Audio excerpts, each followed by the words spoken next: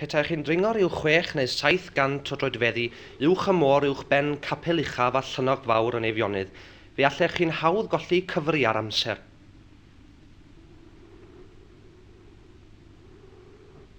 Mae bywyd digon hamddenol gan rai o drigolion tan clawdd, y cathod a'r cwn yn chwarae efo'r ceiliogod sydd heb ddechrau poeni am y Nadolig eto.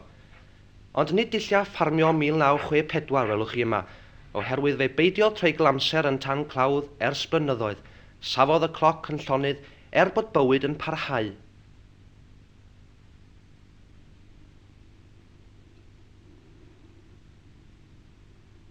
Fe lwyddodd y ffarm fynyddig yma i gynnig bywoliaeth ar hyd yr amser, ond fe hiriwyd yn hawdd i William Pritchard gynnal ei deulu yma. Diolch i chi.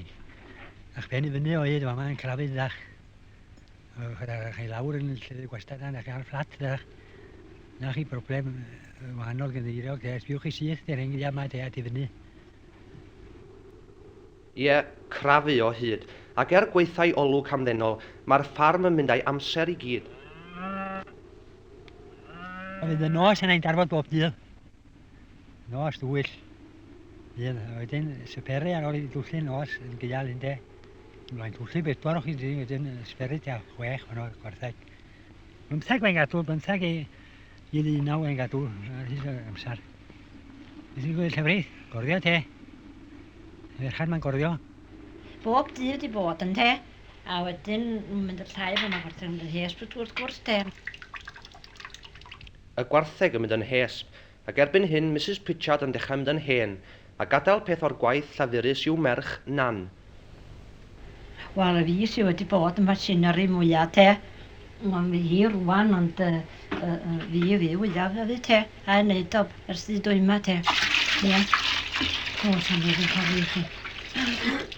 Gyswyr. Ne, mae gen i chwaer yn byw o'r Rhosgadfan. Fe dar un i byw bob tro mynd o dyma. Os fi'n telaeth gai, os mae pawb yn rhoi gorau, lleddau bychan i gyd mae hi te. O'i chwmpas i gwerth y clas mae hi ffatri wrth gwrs te. Ie. A mae'r ddarferch yn corddi. A mae hi drwy gorau rwan te, wrth gwrs, o'r un gyda prynu gwartheg neu yn bif te. Ie. O, fe'n gwneud chweffwys sais. Wedi bod mwy o lawarau wrth ar ddeg porno te.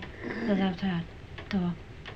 O gen i fydda fwy na hon, y fydda da cynnu te, ond mae gen i'n ffarmwr wedi cael mynd i garend o'r end gen i te. Mae hi ddod â hi'n i hôl fi te. Ie.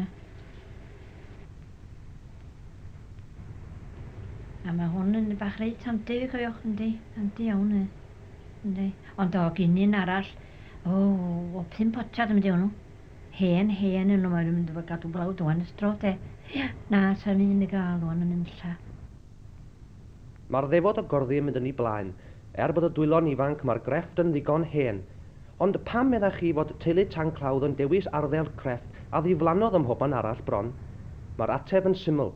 Nid corddi o ddewis maen nhw, ond o orfod. Fyd ar y lori laeth ddim dringo i'r fath ucheldera, a chan nad oes marchnad i'r llefrith, rhaid ei droi yn rhywbeth y gellir ei werthu. Ond mae Mrs Pritchard hefyd yn glyniad arfer arall. O ran dewis tro yma, fydd hi byth yn gwisgo sgidia, clocsio amdani bob tro. Mae'n gofio cael te. Yn rwla rhywt, yn te mae ti ordro i mi gael yn cwrla. Ond mae gen i'r ei mawr, os gwrs at y gyda fydd yn lyb iawn ma'n y gyda te. Beth afech iawn di yn Wellingtons te. Chydig o fynd sy'n glocsio bellach, ac mae'n anodd i prynu nhw. Ordro nhw wedyn, mae dipyn cyn dwad, a wedyn gyrru nhw Crossville te. Ie, pentra te. A dyn gefais i bar arall o Bwrteli, yn te. O mae'r hyn i gynnes ymlwydd oed te. Ie. Ond mae'n aiom gael ei minuto te. Ond rei bach fel hyn o wedyn dych chi'n mynd drostyn nhw yma dydach. Yn y mwt a baw. Ynde? Ie. Yn y gyda te. Ie. Mae'n hau clocsan o'n nadw iawn. Ynde, gweld yn gynnas iawn te. Ynde. Fydd teulu Tanclawdd ddim yn crwydro ymhell, a dydy bywyd modern ddim yn golygu fawr ddim iddyn nhw. Bydd dwylo'n pwyso menyn yma ers cenedlaethau, ac mae'r grefft o gorddi yn ddiogel am o leiaf un genhedlaeth arall. Petai tir Tanclawdd yn fwy ffrwythlon, yn sicr mi fyddai'r teulu yn haws ei byd, ond petai hynny'n golygu colli un arall o grefftau cefn gwlad, mi fyddai'r byd dipyn yn dlotach.